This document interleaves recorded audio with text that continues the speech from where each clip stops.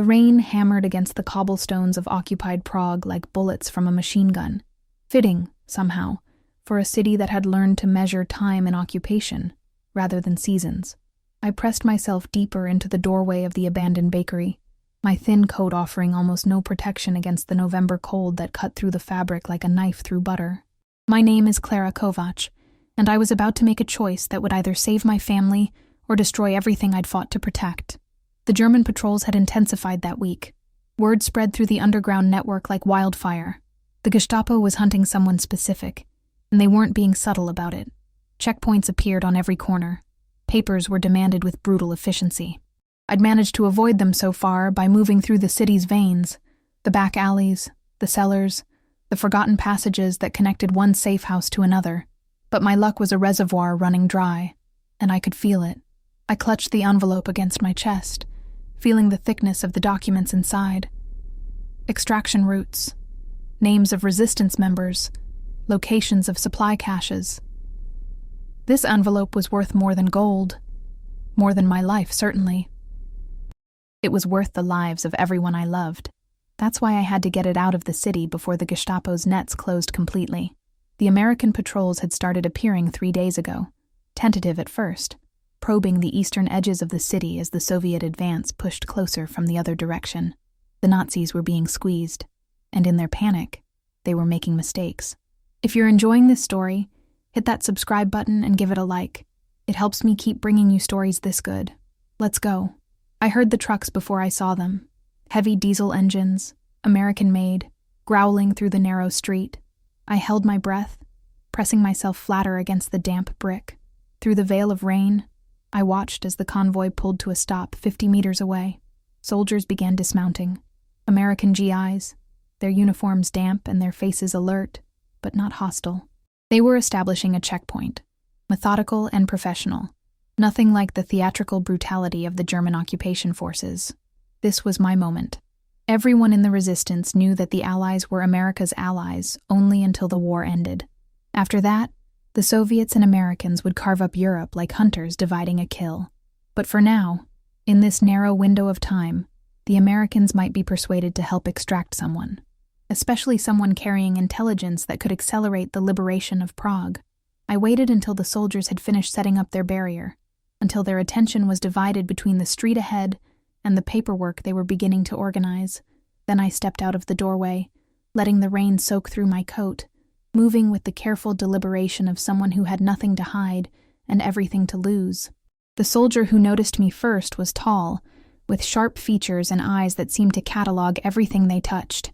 There was something about him that made my heart skip, not from fear, but from a recognition I couldn't quite name. He moved toward me with the kind of authority that suggested he was the officer in charge, his uniform immaculate despite the weather. "Papers," he said, his English clear but not unkind. I handed them over, my fingers steady even as my mind raced. The documents were forged, excellent forgeries made by a specialist in the underground, but they would hold up to cursory inspection. Only if they ran them against the German registry would they begin to crumble. He studied my face longer than my papers, and I felt something shift between us. It was subtle, barely perceptible, but it was there. A spark, a question, a possibility. "Your name is Klara Kovac," he said, reading from the document. "Czech national, registered in this district." "Yes," I said, meeting his eyes. "I'm trying to get to the Red Cross station on Nerudova Street. My mother is ill." It was a lie, but it was a necessary lie. The Red Cross station was in the opposite direction from where I needed to go, but it would explain my presence near the checkpoint without raising suspicion. Sick relatives were something even German soldiers understood, had learned to expect in a city slowly starving under occupation.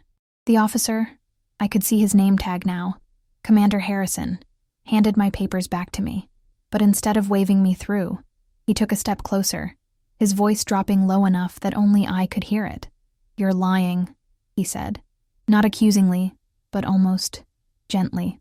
"And you're carrying something you shouldn't be. I can see it in how you're holding yourself, how you're protecting your left side." My blood turned to ice. This was it. This was the moment where everything could fall apart. But then he did something that changed everything. He smiled, not mockingly, but with a kind of sad understanding. and he said something that would echo in my mind for the rest of the war, and long after. Whatever you're carrying, whoever you're fighting for, it matters more than you think, but you're not making it to wherever you're going dressed like that, carrying yourself like that. You'll be stopped within 2 blocks, and those documents won't hold. I opened my mouth to protest, but he continued, I'm going to let you through, and I'm going to need you to trust me, even though every instinct you have is screaming not to, because I didn't become a commander by being blind to what matters. And what matters right now isn't policy or orders, or even the Geneva Convention. What matters is getting you to safety. The way Commander James Harrison moved through the occupied city was like watching a man fluent in a language the rest of us were still struggling to learn. We had left the checkpoint in a Jeep 15 minutes earlier, and he had driven with the kind of casual authority that came from knowing exactly where the German patrols were, and where they weren't. I sat beside him in the passenger seat, my body rigid with tension, the envelope still pressed against my ribs under 3 layers of clothing. You're wondering why I'm helping you, he said. It wasn't a question. He didn't take his eyes off the street as he navigated a particularly narrow alley, his American accent cutting through the gray afternoon like something bright and dangerous. I'm wondering if this is a trap, I answered honestly. Lying to him seemed pointless now. He'd already seen through my first deception with the casual ease of someone who'd learned to read people the way soldiers read maps. He laughed. A real laugh. Not bitter or mocking, but genuinely amused. A trap? Clara, if I wanted to arrest you, I could have done it back at the checkpoint with a lot less trouble. No, this isn't a trap. He glanced at me briefly, and I saw something in his eyes that made my breath catch. This is a calculated risk, and I'm hoping you're worth the court-martial I'll probably face if this goes sideways. The casual way he said court-martial made me realize that he was risking far more than I'd initially understood. An American officer helping a Czech civilian, a woman carrying what were clearly underground documents, wasn't just against protocol. It was treason, or close enough to it. Why? I asked. He was quiet for a long moment, navigating another turn, his hands steady on the wheel. The Jeep was military, American, instantly recognizable, and yet somehow it gave us cover. The German soldiers and collaborators who saw us simply waved us through, assuming that an American officer knew where he was going and had every right to be there. Because I lost someone, he finally said. In Paris. French resistance fighter. Smart woman, brave woman. She was trying to do something that mattered, and the Nazis caught her before I could get her out. He swallowed hard, and I watched the muscles of his jaw tighten. I'm not going to let that happen again. Not if I can help it. The pain in his voice was real, and I felt something shift inside me. This man wasn't a naive American playing soldier. He was someone who'd already paid the price of caring too much. We arrived at a safe house in the Vinerati district 15 minutes later, a nondescript apartment building that looked like 1,000 others in the city. He parked the Jeep in an alley behind the building and led me through a service entrance that didn't appear on any official map of the property. The corridors inside were dim and cool, and they smelled like dust and old books. At the 3rd door on the left, we stopped. Commander Harrison knocked twice, paused, then knocked 3 times. The door opened a crack, and I saw the weathered face of an older man I recognized immediately, Franz Novotny, one of the most active members of the Prague resistance. She's with me, Harrison said simply. Franz's eyes widened with recognition, both of the American and of me, and he opened the door fully. Inside, the apartment was warm and hummed with quiet activity. At least a dozen people were present, moving with the purposeful efficiency of a well-organized underground network. Maps covered one wall. A radio transmission equipment occupied a corner desk. I could see the careful architecture of a major resistance hub. You know who she is? Franz asked, speaking in Czech. No, Harrison admitted, but I know she's important, and I know she needs to get out of Prague. Franz studied the American for a long moment, then nodded slowly. She's one of ours. Has been for 2 years. If she's been compromised, he didn't finish the sentence. He didn't need to. She hasn't been, I said quietly in Czech. Then I switched to English for the commander's benefit. At least not yet, but the net is tightening. The Gestapo is looking for anyone connected to the latest supply drops. This envelope contains everything. Names, locations, schedules. It has to get to the Allies. Then that's exactly what's going to happen, Harrison said. What I didn't know then, what I couldn't have known, was that Commander Harrison wasn't working alone in his decision to help me. He had contacts throughout the military hierarchy, connections that stretched back to OSS intelligence networks, relationships built on the shared understanding that sometimes following orders meant missing opportunities to do the right thing. He spent the next several hours in the safe house, going through the documents in the envelope with Franz and the other resistance members. I watched him work, and I began to understand that there was far more to James Harrison than the uniform suggested. He understood Czech politics. He knew the names and histories of resistance operatives across Central Europe. He'd clearly been training for intelligence work before he'd been assigned to the military checkpoint. "This is comprehensive," he said finally, looking through the last stack of photographs. "These supply caches, these contact information sheets, these tactical assessments. This could accelerate the Soviet advance by weeks, maybe months. The Gestapo was right to be hunting for this." "Which means they'll keep hunting," Franz said grimly. "And everyone connected to its creation. And transfer is in danger." "Not if we get Clara out tonight," Harrison said. He looked at me directly for the first time since we'd entered the safe house, and I felt that same spark I'd felt at the checkpoint, more intense now, complicated by everything that had happened between us and everything that still lay ahead. "There's an extraction route through the mountains," he said. "It's used for Allied pilots who've been shot down. We get you to a contact point in the Bohemian forest, and from there, you're in friendly territory. The Soviets are advancing from the east, which means you can move north toward the American lines or east toward the Russians, depending on what you prefer." "What do you mean, we?" I asked carefully. "I mean I'm going with you," he said simply. "Because sending you with a guide would raise too many questions." "But sending you with an American officer? That's just military operations. Standard procedure." Franz made a noise of protest. "You can't leave your post." "I'm taking a personal leave," Harrison interrupted smoothly. "Medical issue. Very sensitive. My second-in-command can handle the checkpoint for a few days. By the time anyone questions why I'm gone, we'll be long gone." The audacity of it took my breath away. This man was burning his career, his safety, possibly his life, for someone he'd known for less than 2 hours. I should have been more careful. I should have been more suspicious. Good people didn't take risks like that without a reason, and if his reason was simply the memory of someone he'd lost, that meant he was vulnerable. That meant he could be hurt again. But I also knew that I couldn't make it out of Prague alone, not with the Gestapo hunting, not with the noose tightening around the neck of the resistance. I needed help, and this man, this stranger who'd seen through my lies, was offering it. "When do we leave?" I asked. "The mountains of Bohemia in November are unforgiving, a landscape of granite and pine where winter stakes its claim early and holds it late into spring." Commander Harrison had acquired travel papers with frightening ease, and we left Prague at dusk in a covered truck that belonged, officially, to the American Military Supply Corps. The driver was a Sergeant Martinez, who asked no questions, and apparently knew how to navigate the back roads of occupied Czechoslovakia better than the actual map suggested. I sat beside Harrison in the cab of the truck, my body aching from the tension of constant vigilance.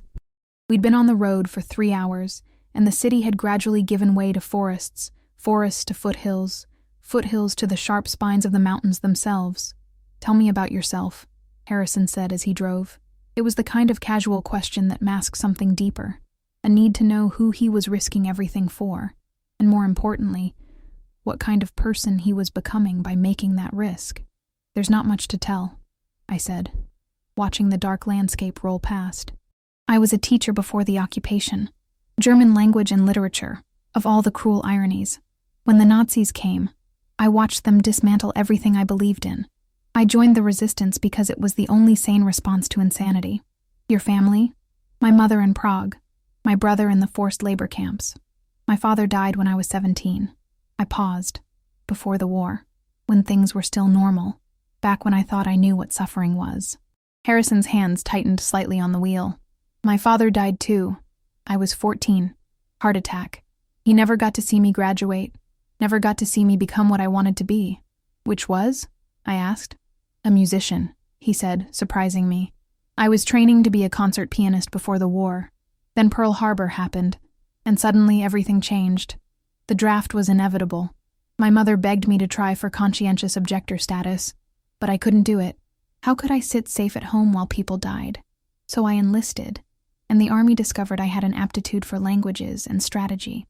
And he gestured at the landscape rolling past.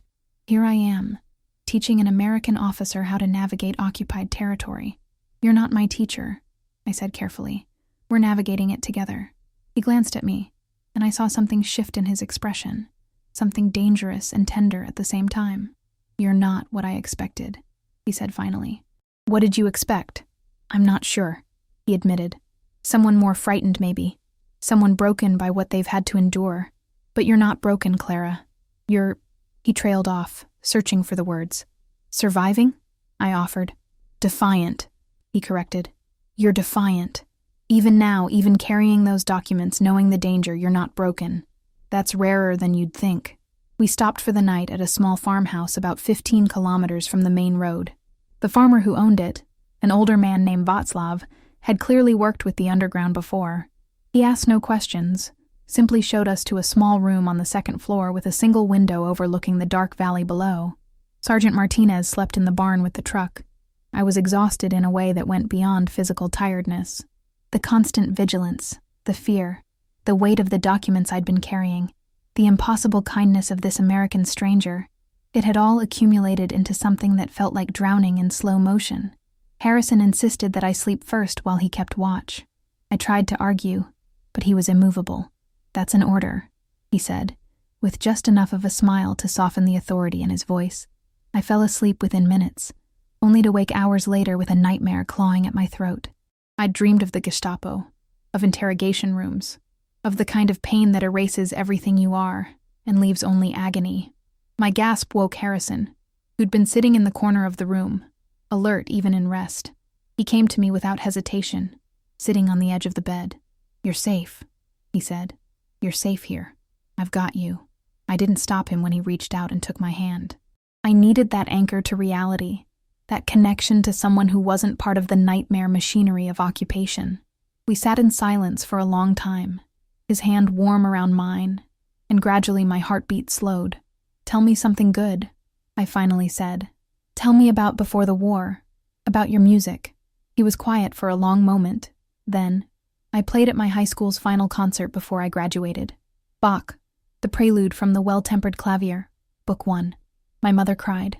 My father was already sick by then, but he sat in the front row, and when I finished, he stood up and applauded even though the effort made him pale. He paused. I haven't touched a piano since I enlisted. Why not? Because touching a piano means admitting that there's a world beyond this war. And I've learned that allowing myself to hope for that kind of future makes it harder to do what needs to be done in the present. I understood that perfectly. It was the same calculation I'd made 2 years ago when I'd decided to truly commit to the resistance. The same sacrifice. When this is over, I said quietly, you should play again. You should play for everyone who died waiting for freedom. You should play for those of us who survived. He looked at me in the darkness, and I saw something in his eyes that terrified and exhilarated me in equal measure. It was the beginning of love, or at least the dangerous recognition that we could love each other, if we lived long enough to make the attempt. Only if you're there to listen, he said. We didn't kiss. We didn't cross that threshold. But we came close enough that I could feel the weight of choice hanging between us. The choice to maintain the distance necessary to survive, or to admit that we'd already crossed into something deeper than either of us had planned for. Before the night ended, he told me more about his family, about his dreams of Paris before the war, about the French resistance fighter he'd mentioned in the Jeep, a woman named Sophie who'd been a pianist too, ironically enough. She'd died in a Gestapo interrogation in 1942, and he'd been carrying that guilt like a stone in his chest ever since. I need you to know that I'm not saving you because I'm a good person, he said. I'm saving you because I couldn't save her, because I'm haunted by the fact that I had the power to do something and didn't act fast enough. That's not why you're saving me, I said gently. If it was, you would have moved on to the next person by now. You're saving me because you see something in me worth saving, and that's what matters. If you're loving this story as much as I am, please comment below. Tell me what you think Clara and Commander Harrison will face next. Your comments keep stories like this alive. By the time we reached the extraction point the next evening, a clearing deep in the Bohemian forest, marked by 3 white stones arranged in a triangle, I had fallen in love with James Harrison, in that slow, inexorable way that happens when two people recognize something in each other that they've been searching for all their lives. The extraction point looked like any other clearing in the vast Bohemian forest. Unremarkable, forgettable, exactly as it should be. 3 white stones arranged in a triangle, just as Harrison had described. Ancient pines surrounded us, their branches heavy with snow that had fallen overnight, transforming the landscape into something that looked less like a war-torn Czechoslovakia and more like a fairy tale. Only fairy tales didn't include the constant low-level hum of military operations 3 kilometers away, German troops retreating eastward, away from the advancing Soviet forces, creating a narrow window of chaos in which certain extractions could happen. "We wait here," Harrison said, checking his watch. "The contact should arrive within the hour. They'll have papers for you. New identity, new story. Once you get to the American lines, there are people waiting who know how to move you farther west." We'd left the truck with Sergeant Martinez at a small village called Rozhnov 2 hours earlier. Martinez had saluted sharply when Harrison had explained where we were going, and I realized that the sergeant had known all along exactly what this journey really was. He'd been part of the operation from the beginning, just as much a co-conspirator in whatever unauthorized rescue mission this had become. The irony wasn't lost on me. Here I was, a woman who'd spent 2 years working in the shadows of occupation, now being extracted by the American military through what appeared to be official channels. Somewhere, orders were being written, reports were being filed, and a fiction was being maintained that Commander James Harrison was exactly where he was supposed to be. "You're quiet," Harrison observed. He'd removed his uniform jacket and sat beside me on a fallen log, his shirt damp from snow and exertion. "Having regrets? About being rescued?" I asked. "No, about leaving Prague. Leaving my family, leaving the work. Yes, but not about being rescued. Not about this." He turned to look at me, and I saw the question forming in his eyes. The same question that had been building between us since the moment he'd dropped the pretense at the checkpoint and offered me help instead of arrest. "Clara," he began. The gunshot cut off whatever he was about to say. For a moment, neither of us moved. We simply sat there, processing the sound. A single shot, distant but clear, echoing off the granite faces of the mountains surrounding us. Then another shot, closer this time, and we were both moving. Harrison pulled me behind the log, just as the trees came alive with movement. German soldiers, at least a dozen, emerging from the forest with methodical precision. They had us surrounded, had probably been tracking us since we'd left the main road. "Damn," Harrison breathed, drawing his service pistol. "They must have been monitoring the military channels. Someone figured out where we were going." "So what do?" I asked, my voice steadier than I felt. "We fight," he said simply. "Or we run. But if we run, they'll track us. The only way out of this is through them or—" A new sound interrupted him. Engines, not German, but American. A half-track came roaring through the forest, its machine gun already chattering, laying down suppressive fire in a perfect arc that forced the German soldiers to take cover. Behind the half-track came another vehicle, this one carrying what looked like a full squad of American infantry. For a moment, I didn't understand what was happening. Then I realized someone had called in support. Someone had known exactly where we were and what we needed. The firefight lasted less than 2 minutes. The German soldiers, caught between advancing Russian forces to the east and American positions to the north, weren't interested in a prolonged engagement. They broke and ran, melting back into the forest as quickly as they'd emerged. The American half-track came to a stop beside us, and an officer leaned out. I recognized him immediately. Colonel Michael Stevens, the head of OSS operations in Central Europe. He looked down at Harrison with an expression that mixed exasperation with something that might have been respect. "Commander Harrison," Stevens said, "I should have you court-martialed for this stunt. Instead, I'm going to officially assign you to a deep-cover intelligence operation in Austria. Your record will show that you've been there for 3 days. In reality, you'll be helping Ms. Kovacs here reach Switzerland, and Allied intelligence can decide what to do with her after that." I stared at both of them. "You knew?" I asked Stevens. "You knew what was happening?" "Of course I knew," Stevens said, with a slight smile. "Did you think Commander Harrison was operating independently?" "No, this was sanctioned. Technically, anyway. There are certain operations that succeed by maintaining a useful distance from official channels. Getting critical intelligence out of occupied territory while maintaining plausible deniability, is one of them. You carry documents that suggest German movements, Soviet intentions, and internal resistance capability assessments. That makes you valuable. That makes you worth bending some rules for. Harrison helped me to my feet, and I noticed his hand trembling slightly. The adrenaline crash, I realized. The knowledge that we'd survived something that should have killed us. The extraction route changes, Stevens continued. You're not going northwest anymore. There's a safe house in the mountains about 5 kilometers from here. You'll stay there for 2 days while we arrange new transportation. After that, you'll head south toward Italy. The lines are fluid in that region, and we have assets that can move you across them. What about my family? I asked. My mother in Prague? My brother in the camps? Stevens's expression shifted, became more serious. We're working on locating your brother. The camp records are incomplete, but we have names being tracked through channels. Your mother, we can keep her safe through the underground networks in Prague. The city will fall to the Russians within weeks. She'll be safer under Soviet occupation than she would be as a visible collaborator with American forces. It wasn't what I wanted to hear, but it was honest. And in the cold calculus of war, honesty is often all you can ask for. The safe house in the mountains was hidden in a small stone cottage that appeared to date from the 19th century. A local caretaker, an older woman named Petra who spoke no English but understood the necessities of war, provided us with hot food, dry clothes, and the kind of privacy that felt almost transgressive after weeks of constant vigilance. That first night in the safe house, Harrison and I finally crossed the threshold that had been building between us since the moment he'd seen through my initial lie. We didn't have words for what was happening. Not in the context of war, not in the context of the way we'd met, not in the context of an uncertain future where I would likely never see my homeland again. We simply recognized in each other a need that went beyond safety or strategy, or even the practical necessities of survival. We made love in front of a fire that Petra had built for us, on a bed that smelled like ancient linen and the distant memory of peace. And for those hours, we were neither soldier nor resistance fighter, neither occupier nor occupied.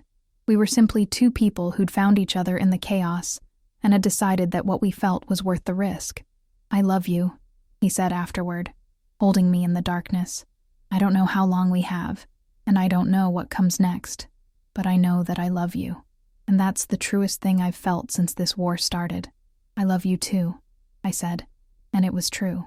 The second day at the safe house brought with it a different kind of storm, not the immediate adrenaline-fueled crisis of combat or capture, but something slower and more corrosive, the weight of consequences, the moral calculus of survival, and the inescapable reality that heroism and betrayal are often two sides of the same coin. In the morning, after Petra brought us bread and coffee, a radio operator arrived with a message from Colonel Stevens. He was a young man, barely 20, who handed us a sealed envelope and then set up a portable radio in the corner of the cottage. Before he left, he told us something that changed everything. The officer who was temporarily replacing Commander Harrison at the checkpoint, the radio operator said carefully. Well, he let through a transport that the Germans had flagged as suspicious. 14 political prisoners. They were executed this morning at Rusin prison. The Nazi command has ordered an investigation, and there's talk of collaboration. They're blaming the American oversight, claiming that your government is smuggling intelligence assets out of the territory. I watched Harrison's face as he received this information, and I saw the moment the weight of his choices settled on him fully. He'd known, intellectually, that his decision to help me would have consequences. But knowing something intellectually and experiencing it are vastly different things. Are they going to know it was me? He asked quietly. The officers at the checkpoint, will they figure out that I orchestrated the gaps in the security that allowed Clara through? Possibly, the radio operator said. But your record is clean, and officially you're in Austria working counterintelligence, even if they suspect. Proving it will be difficult. After the operator left, Harrison sat in silence for nearly an hour. I didn't try to comfort him or offer words that would deflect from what had happened. 14 people were dead because of the gap he'd created in security. That was the price of my extraction. That was the weight he would carry. I could go back, I said finally. I could present myself to the German command. If I explained that I forced you— No, he said immediately. No, you don't do that. You don't give your life to make my conscience feel better. That's not how this works. But those people were already marked for death, he said, his voice hard. The Nazis didn't execute them because someone broke security. They executed them because the Nazis execute people. The only difference is timing. And if presenting yourself would actually save anyone, I'd tell you to do it. But it won't. It will just add your death to the list. He was right, and I hated him for being right. Because moral logic in wartime is a labyrinth where all the exits lead inward, where every choice costs something, and where survival itself becomes an act of betrayal against those who didn't survive. This is the part they don't tell you about war, Harrison said, standing and walking to the window. Beyond it, the mountains looked peaceful, untouched by the chaos of human conflict. They tell you about courage and heroism. They tell you about sacrifice. But they don't tell you about the moment when you realize that survival requires you to step on other people, that freedom, for some, means death for others. What are you going to do? I asked. My job, he said simply. What I'm trained to do. After the war, I'll try to understand it. I'll probably spend the rest of my life trying to understand it. But right now, in this moment, I'm going to make sure your extraction succeeds. I'm going to make sure that those 14 people's deaths weren't pointless. And the way I do that is by making sure that the intelligence you carry helps end this war faster, saves more lives than it costs. He turned to look at me directly. That's how you balance the scales, Clara. You don't do it through guilt or through self-sacrifice. You do it through action, through living, through making sure that what died for your freedom gets used properly. It was a dangerous philosophy, and I recognized it as such. It was the kind of thinking that justified atrocities, that allowed soldiers and resistance fighters and anyone caught in the machinery of war to compartmentalize their choices. But it was also the only way to survive with your sanity intact. That afternoon, the radio operator returned with new orders. We were to move south within 12 hours. The British SOE, the Special Operations Executive, had arranged for a specialized extraction team to meet us at a waypoint near the Moravian border. From there, we'd follow an underground railway that had been moving resistance fighters, intelligence operatives, and political prisoners south toward Italy for the past 2 years. But before we left, Colonel Stevens' message included something else. A detailed intelligence file on a German officer named Klaus Richter, who had been stationed in Prague and who had personally overseen the execution of 17 resistance members in the past 6 months. The file included information about his movements, his routines, his weaknesses. The implication was clear without being stated. Colonel Stevens was giving us the opportunity to do something about Klaus Richter. He was giving us the chance to balance the scales ourselves. I watched Harrison read the file, watched the struggle play out across his face. This was the moment where he would have to decide whether he was still a soldier following orders, or whether he'd become something else, a hunter, someone willing to step outside the rules that govern the conflict. We can't, he said finally, closing the file. We don't have the capability, and even if we did, it would compromise the extraction. Richter is dangerous because he's competent and organized. If we move against him, the Nazis will increase security around all of their senior officers. It will make the extraction harder, not easier. But I heard the doubt in his voice, and I understood that what he'd chosen to believe, that survival is justified by results, was being tested against what his heart wanted him to do, which was vengeance. He was the one who authorized the executions, I said quietly.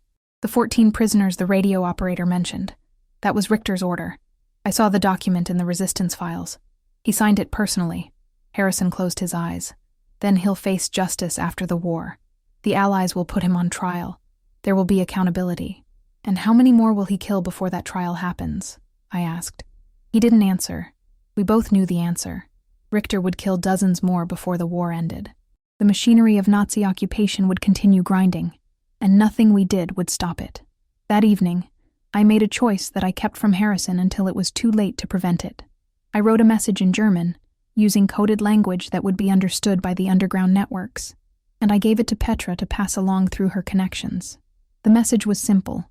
Klaus Richter would be attending a meeting at the Gestapo headquarters on the evening of November 15th. The building would be quiet, the guards distracted. An opportunity existed. I didn't name the opportunity. I didn't say that someone should assassinate him, but I made sure the message reached people who would understand exactly what I was suggesting, and who had both the capability and the motivation to act on it. When Harrison found out, and he did find out, because he was a military intelligence officer who knew how to read the signs, he was furious with me in a way I'd never seen before. "You just gave them a target," he said, his voice cold. "You created an operational plan. That's not justice, Clara. That's not even righteous vengeance. That's just passing the moral weight to someone else and pretending you didn't make a choice. Someone will kill Richter," I said, "whether I send that message or not. I'm simply making sure that the resistance gets the opportunity when he's most vulnerable. And if the mission goes wrong, if the Nazis crack down in response, if they execute more prisoners as retaliation, then that's on my conscience," I said. "I'll carry that weight, just like I carry the weight of the 14 people who died so that I could escape." He looked at me with something like heartbreak in his eyes. "That's when I knew you weren't going to be mine after the war," he said quietly. "That's when I understood that I'd fallen in love with someone who'd had to become something harder than I could ever become. And I realized that loving you meant accepting that you'd make choices I couldn't support, choices that would haunt me for the rest of my life." The British SOE extraction team consisted of 3 operatives and a forged German truck with papers that could pass cursory inspection but would never withstand serious scrutiny. They arrived at the rendezvous point, an abandoned mill about 3 kilometers from the safe house, at precisely 2 a.m., which meant that darkness was total and absolute. The lead operative was a woman named Eleanor, whose accent suggested Oxford education and whose efficiency suggested far more dangerous training. She barely acknowledged Harrison, focusing entirely on me, as if he were simply an inconvenient military escort. "You're the package," Eleanor said, examining my face in the dim light of a shielded lantern. "Intelligence files are accurate then.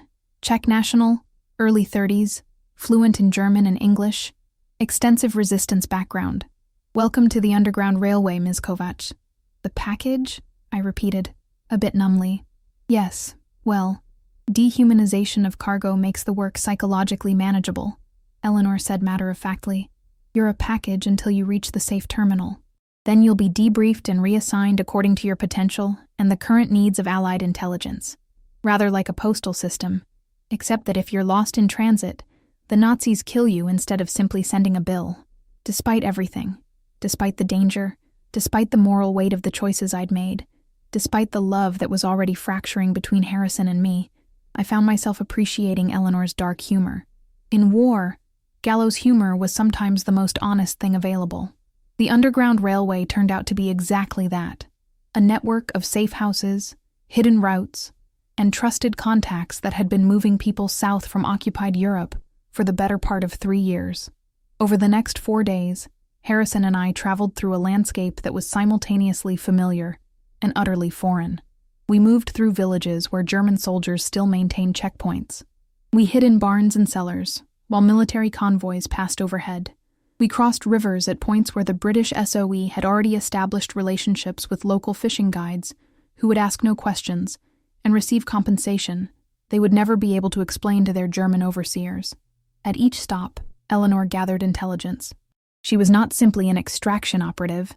She was a collector, someone gathering information about German movements, strength dispositions, and logistical capabilities. She incorporated this information into her intelligence reports, with the kind of casual competence that suggested she'd been doing this since before the war started.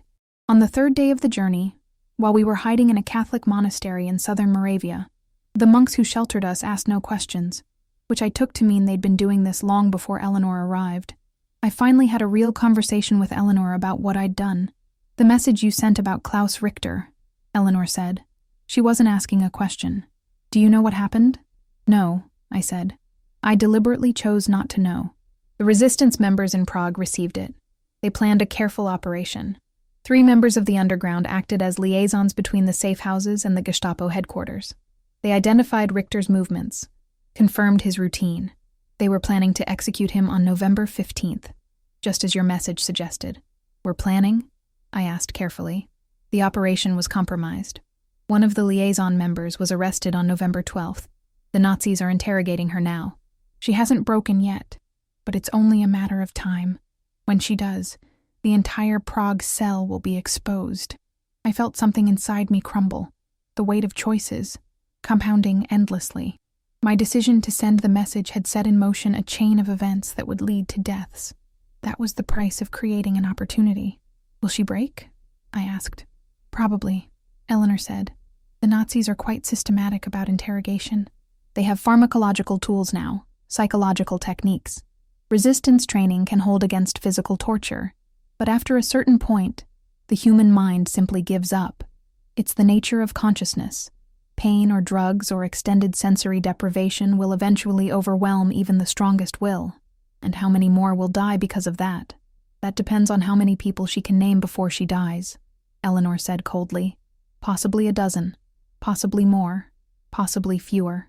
The uncertainty is part of what makes intelligence work so psychologically taxing. You make decisions with incomplete information, and then you spend the rest of your life wondering if you caused more harm than good. She stood to leave, then paused. For what it's worth, Klaus Richter has authorized 17 execution orders since you sent the message. 7 of those executed were identified by interrogation of someone who was arrested, because they were part of the infrastructure that existed to move people like you to safety. So the cost-benefit analysis is ambiguous. You wanted to save lives by eliminating Richter. Instead, you created a cascade of consequences that killed people in order to attempt to prevent future kills by Richter. Whether that was the right choice depends on variables we can't measure and outcomes we can't predict. Which is precisely why moral decisions in wartime are always wrong, and why the only way to survive morally is to accept that wrongness and move forward anyway. That conversation changed something in me. Not my conviction that fighting back was right, that remained unchanged, but my understanding of what righteous resistance actually costs and who bears that cost became clearer and more terrible. When I finally told Harrison what had happened, what Eleanor had said, he held me while I wept, not in triumph or in vindication, but in the shared understanding that we were both participating in something that was necessary and wrong simultaneously. This is what the Nazis created, he said quietly. This is what occupation does. It forces good people to make decisions that will haunt them forever, and that's as much a victory for them, in a way, as actual military conquest. They break your conscience even before they break your body. How do you live with that? I asked. How do you live in a world where doing the right thing requires accepting that you've caused harm? You don't live with it, he said. You survive despite it. And you try to build something better afterward, something that makes the harm seem less pointless. Eleanor left us at a way station in a small village called Lubica, on the Slovakian side of the border. She'd been our guide for 4 days, and in that time, I'd developed a grudging respect for her and a genuine fear of her moral clarity. She was the kind of person who could make decisions that would destroy lesser people, and then move on to the next day's objectives without apparent internal struggle. You'll be picked up tomorrow at dawn, Eleanor said, giving us new papers. Your new identities are Italian refugees. Ms. Kovacs is now Maria Rossi, widow, traveling to join family in Switzerland. Commander Harrison is now Marco Rossi, my brother, recently discharged from military service due to a shoulder injury. The papers won't hold up to serious inspection, but they should suffice for the next leg. What happens after Switzerland? I asked. After Switzerland, you'll be handed off to OSS contacts, who will determine your assignment. Given your skills and background, I'd expect something in intelligence analysis, but the war situation is fluid, and plans change. Focus on reaching Switzerland first.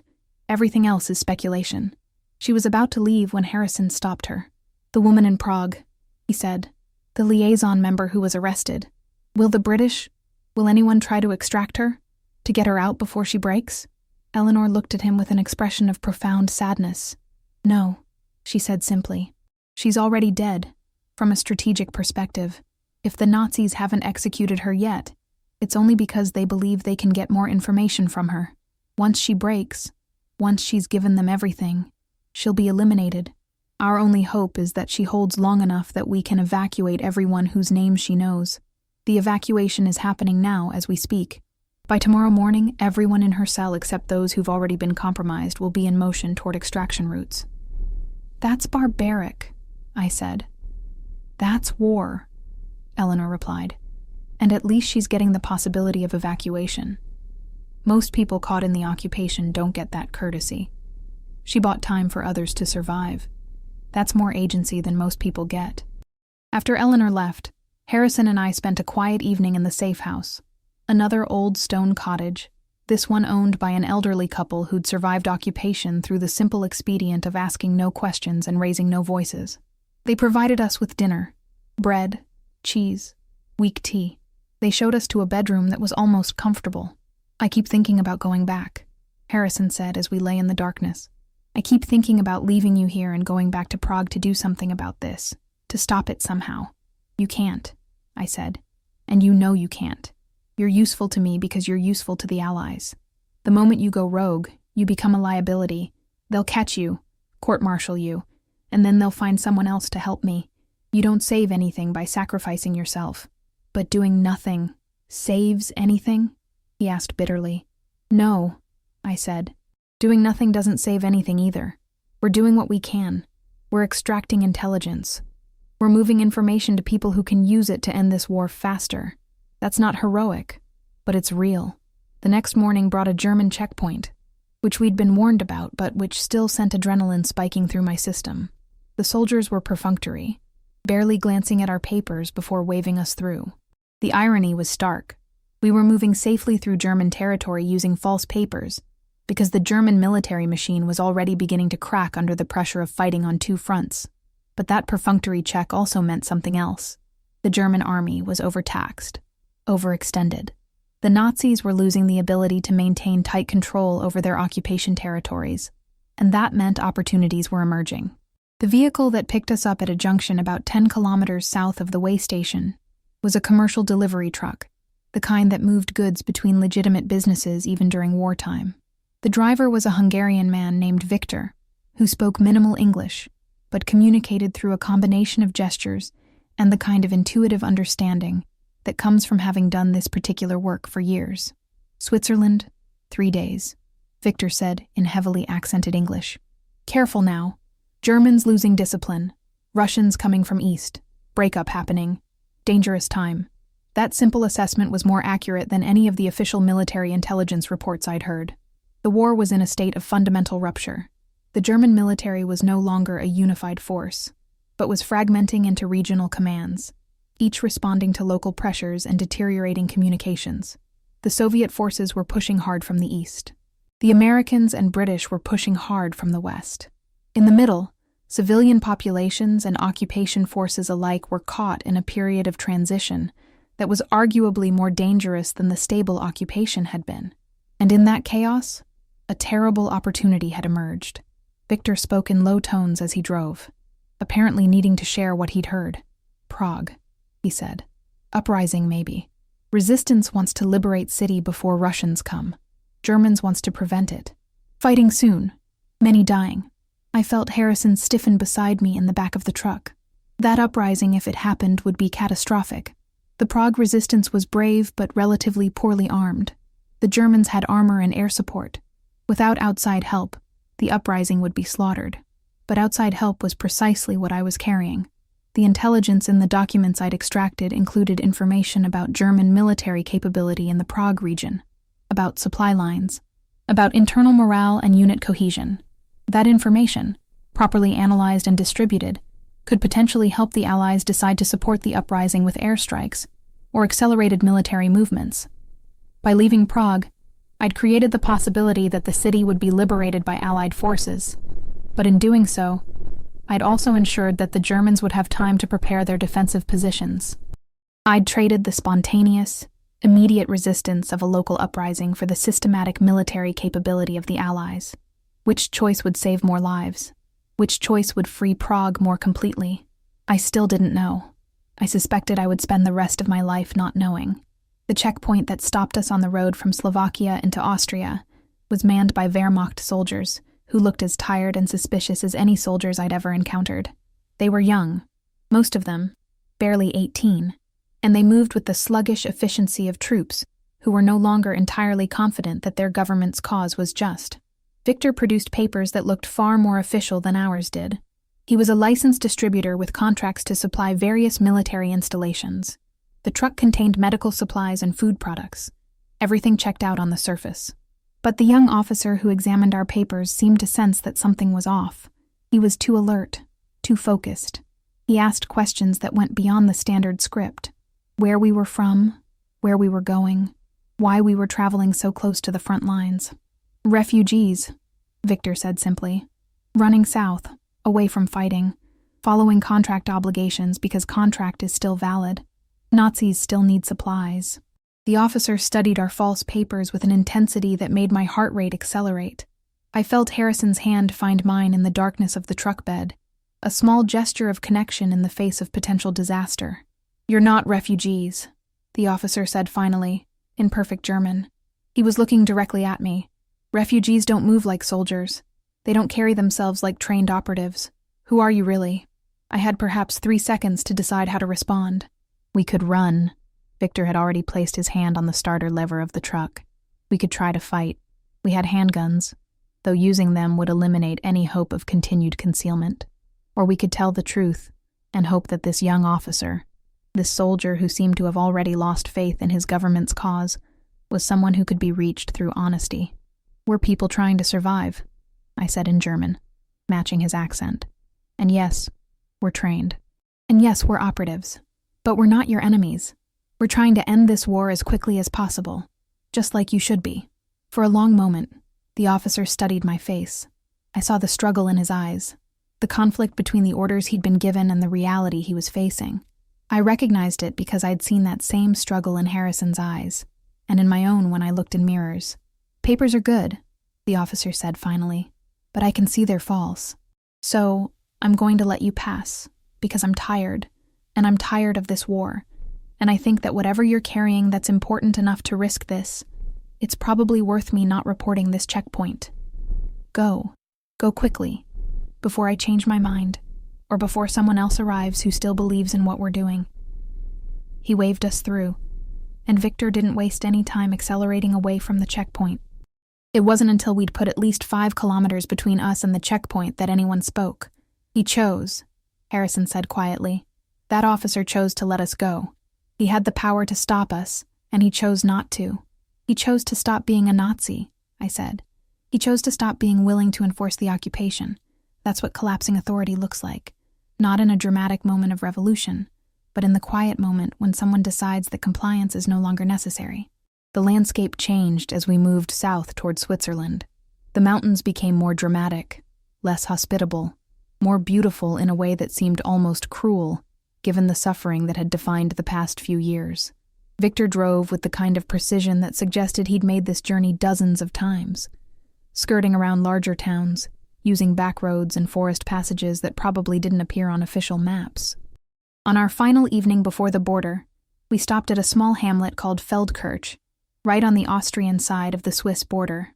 The safe house here was run by a woman named Greta, who was possibly a nun, or possibly something else entirely. She had the kind of ageless quality that comes from a life lived entirely outside normal social structures. "You understand what crossing means," Greta said to me in German, over dinner. It wasn't a question. "Switzerland is neutral. The moment you cross the border, you're beyond German jurisdiction. But you're also no longer under American military protection. You're in the custody of Swiss authorities, who will examine you as carefully as any government examines people attempting to enter their territory." "What about Commander Harrison?" I asked. "He can't cross," Greta said simply. "American military personnel attempting to cross into Switzerland would be interned as a potential security risk. The Swiss take their neutrality seriously, and that means detaining anyone who might compromise that neutrality." I felt the weight of this statement settle on me like stone. The journey had been leading to this moment, the moment when Harrison and I would have to separate. I'd known it intellectually, but knowing something intellectually is vastly different from experiencing it. "There's a way around it." Eleanor's voice came from the darkness beyond the kitchen. She emerged into the light, and I realized that she'd been in this safe house the entire time, waiting. "Commander Harrison can remain in Austria. There are American intelligence networks operating here that need military liaison. He'd be working in a quasi-official capacity, reporting to Colonel Stevens. Technically, he'd be violating the neutrality of Austria, but Austria is currently in occupied territory, so the violations are canceled out by prior violations. He'd be relatively safe, and more importantly, he'd be useful." "And then what?" I asked. "After the war? After the war, Austria will be a shared occupation zone between American, British, Soviet and French forces, Eleanor said. Commander Harrison's presence there as an intelligence officer would be both unremarkable and strategically valuable. Eventually, if the political situation allows, he could be transferred to Switzerland for reassignment, or he could remain in Austria to help organize the post-war administration. I looked at Harrison, and I could see the calculation playing across his face. Stay with me, and be separated from his country, his military, and everything he'd built his identity around. Or remain in Austria, continue to serve, and accept that our story together was ending. What do you want? He asked me quietly. I want everything, I said. I want you, and I want my family safe, and I want the war to end, and I want a world where people don't have to choose between their conscience and their survival. But since I can't have everything, I want you to do what matters. I want you to use the training and the capability you have to make sure that this war ends as quickly as possible, and that the peace that follows is built on something better than what came before. That's not an answer, he said. It is, I said. It's the only answer either of us can give. That night, we made love with the kind of intensity that comes from knowing this is the last time, not the final time. I believed then that we would see each other again after the war, when the world had reorganized and the structures of conflict had been replaced by whatever came next. But the last time in the intensity and immediacy of this moment, with danger still present and uncertainty still consuming the horizon. I told him stories about Prague before the occupation, about my father, who'd been a classical scholar, about my mother, who'd loved gardening and had maintained a small plot of vegetables even during the worst years of shortages, about my brother, whose fate I still didn't know. He told me about his dreams of what he'd become if the war had never happened. A concert pianist, perhaps, a professor of music and philosophy, someone whose life had been defined by beauty rather than by violence and difficult choices. We'll be those people, I said. After the war, we'll find each other again, and we'll be those people. We won't be the same people, he said. We're already changed. The war has already taken whatever we were before and made it into something else. Then we'll be different people, I said, but we'll be different together. I didn't believe it even then, but it needed to be said. The future had become too uncertain to predict, and the only way to face that uncertainty was to speak as if we had agency over what would come next. The border crossing happened at dawn. Victor drove us to a checkpoint, where Eleanor handed us off to a Swiss official, whose name we never learned. Greta and Eleanor vanished back into the safe house, their role in our journey concluded. Victor drove back toward Austria without a goodbye, his face impassive as he departed. The Swiss official examined our papers with a kind of clinical precision that was somehow more unsettling than German suspicion. He didn't ask questions. He simply read, analyzed, and made his determination. Your papers are adequate, he said finally in German. However, we maintain the right to conduct interviews regarding your immigration status and your planned activities within Switzerland. You will proceed to the processing center in Liechtenstein, where you will be debriefed. After that determination, you may be granted provisional asylum status, or may be required to return to Austrian territory. Is this understood? I said it was understood. I looked back at Harrison one final time before moving through the border gate. He was still in Austria, still in the occupation, still carrying the weight of choices we'd made together. Don't do anything noble, I called back to him in German, low enough that the official wouldn't hear. Survive. That's all you need to do. Survive and come find me when the war is over. I love you, he called back. I know, I said. That's the problem. The Swiss processing center wasn't a prison, but it had the systematic efficiency of an institution designed to categorize and contain. I spent 3 days in a small room being interviewed by different officials about my background, my activities in the resistance, my knowledge of German military positions in Czechoslovakia. I told them everything that mattered, and nothing that would compromise anyone still in the occupation. It was a balance I'd learned to strike through weeks of moving through dangerous territory. On the 3rd day, a different official, this one with the bearing of someone with actual intelligence authority, brought me information. We have confirmation, he said, that the Prague uprising began 4 days ago. It's ongoing, and it's fierce. The German military is responding with significant force. Civilian casualties are estimated at several thousand already, but the uprising is not being suppressed. In fact, it's becoming more organized. Soviet forces are advancing faster than anticipated, and American forces are accelerating their movement toward Czechoslovakia in response to the situation. And Prague? I asked. Is Prague going to be liberated? That depends on the pace of military operations, the official said. If Soviet forces reach the city within a week, they'll control it. If American forces reach it first, they'll control it. If the uprising continues for longer than that, there will likely be a negotiated handoff between American and Soviet commands. But Prague will be liberated. The occupation is ending. I wept when he told me this, and I didn't try to hide the tears. The weight of choices, the decision to extract myself, the message I'd sent about Richter, the chain of consequences that had followed, suddenly seemed less morally ambiguous. Lives had been lost because of my choices, but the war was ending. Prague was going to be free, and that meant my family had a chance at survival in a world that wasn't controlled by the Nazis. Eleanor found me 3 days later. She appeared in the processing center as if she'd been coordinating with the Swiss government all along, which, I suspect, she probably had been. "You're being transferred," she said, "to Switzerland proper, to a debriefing facility. From there, you'll likely be assigned to intelligence work for the remainder of the war. Your language skills and your understanding of Central European politics make you valuable. We have plans for you." "What about Commander Harrison?" I asked. "He's being transferred as well," Eleanor said, "to a different Austrian safe house, where he'll be working with OSS networks monitoring German military movements. After the war, when the occupation structures are in place, there are mechanisms in place for him to be reassigned to Switzerland if circumstances allow." "If circumstances allow," I repeated bitterly. "Which means probably not. Which means that the world will continue to operate according to forces beyond any individual's control," Eleanor corrected. "You've already learned this, Ms. Kovacs. You've already lived through the consequences of this truth. The only skill remaining for you to acquire is acceptance. Not resignation, but acceptance. The distinction matters." I was transferred to Bern 2 days later, where I was installed in a safe apartment and given access to intelligence analysis work. I was provided with the documents I'd extracted, now fully analyzed and integrated into Allied intelligence assessments, and I was asked to help interpret them, to explain the nuances of German strategy in Central Europe that only someone with my background could fully understand. The war continued for another 4 months after I crossed into Switzerland. During that time, I worked steadily, analyzing intelligence, writing reports, and gradually coming to understand that I'd become something new. Not a resistance fighter anymore, but an intelligence analyst. Not a refugee, but a valuable asset. The transformation was subtle but complete. In May, word arrived that Germany had surrendered. The war in Europe was over.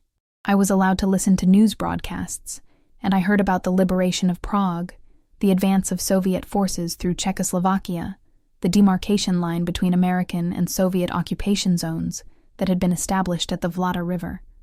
And I heard nothing from Harrison. 3 months after the war ended, I was called to meet with a senior official from the OSS who was visiting the Bern station.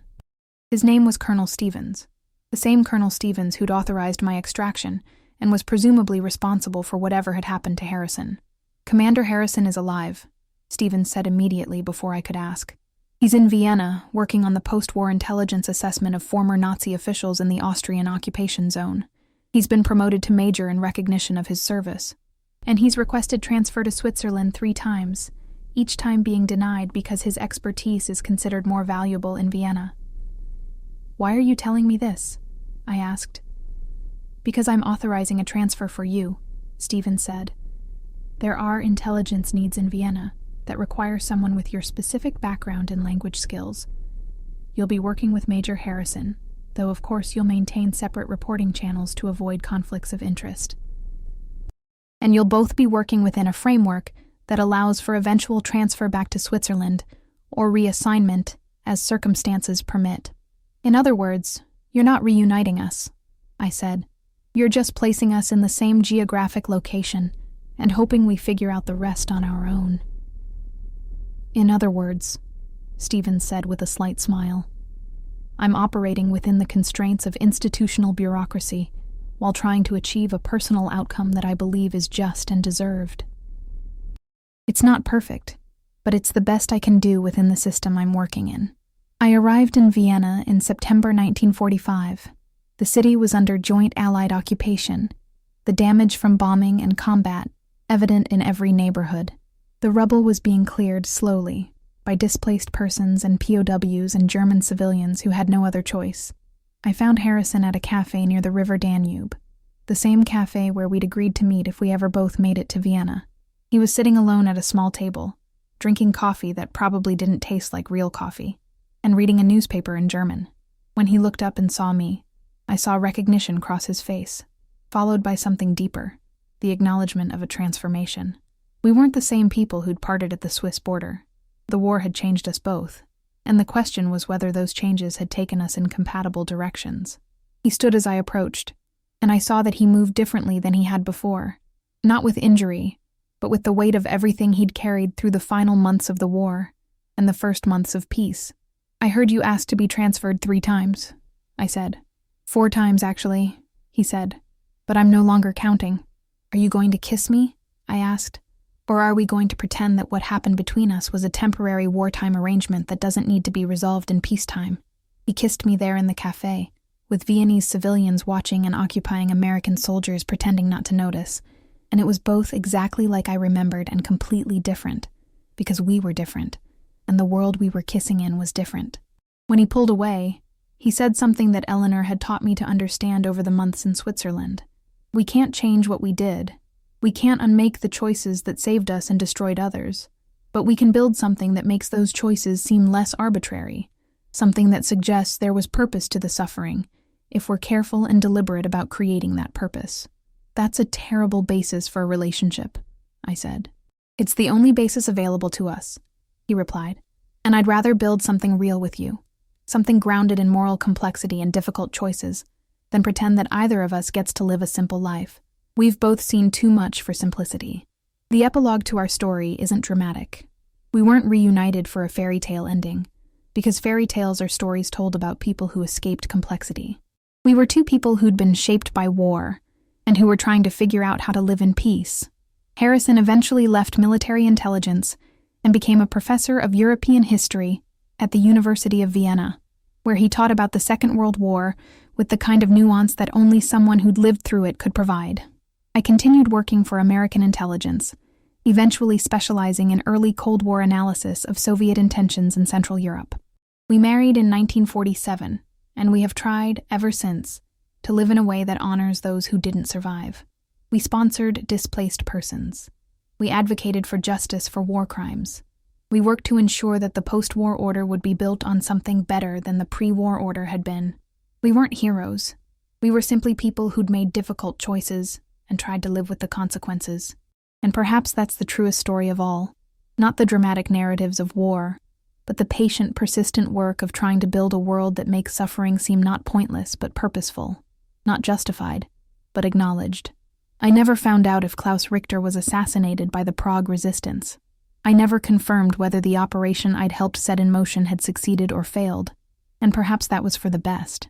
Some choices are better left unconfirmed, their consequences measured only in the abstract weight they carry, rather than in specific outcomes that might validate or condemn them.